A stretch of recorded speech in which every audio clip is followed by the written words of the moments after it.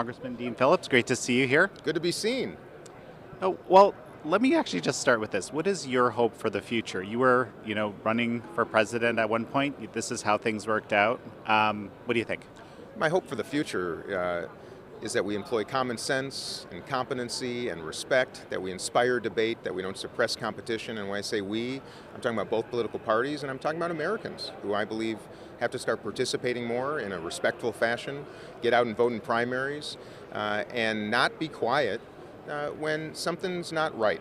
And when Americans see something with their own eyes, to not pull the wool over it, rather to expose it and to start working together, not dividing, and not let the angertainment industry, as I call it, have us believe that we are so divided that it's intractable. That's my real mission.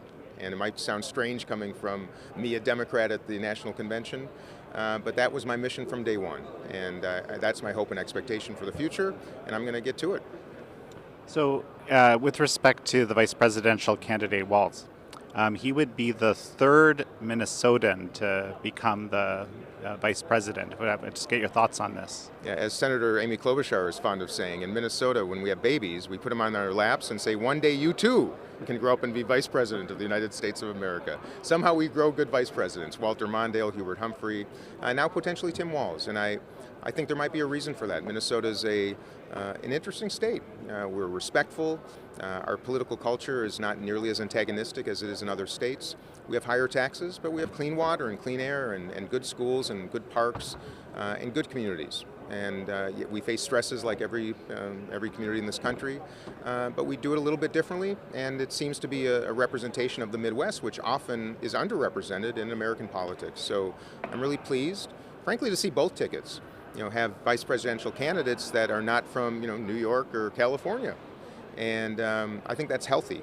And I'm excited to see J.D. Vance and Tim Walz debate. I think Tim Walz is a National Guardsman, a teacher, comes from rural America, knows how to plow his driveway and fix a lawnmower. And his superpower is just normalness.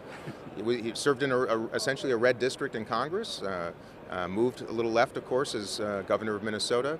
But I think in his heart, a man of common sense and decency, and will be quite refreshing should he become vice president. So, and what do you think about President Biden, passing the torch? He says it was the best decision he ever made to endorse Kamala Harris, the vice president, for this role. Well, first of all, I celebrate it, of course, because that was my fundamental mission, to inspire that very decision. Do I wish it had happened sooner? Of course I do. Do I wish it had been done in a way that would have promoted competition and inspired it? Of course. But I'm pleased that it happened. And it doesn't happen much in human history where those that have great power electively forego it, and whether by pressure or by personal decision. So I'm pleased, and my mission was to inspire the very energy that's palpable in this building right now. Of course, you were running for president at some point. You think there will be any possibility of that in the future?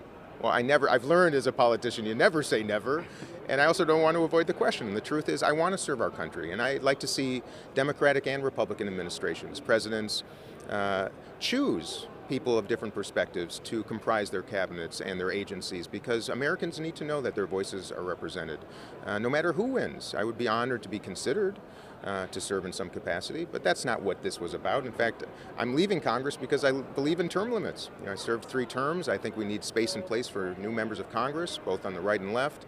And but I also think Americans have to start being willing to participate, not just as voters, but as public servants, running for school boards and city councils, serving in administrations if asked. That's how this democracy can survive and thrive, and participation is the vitamin. So I'd always be considerate of that invitation.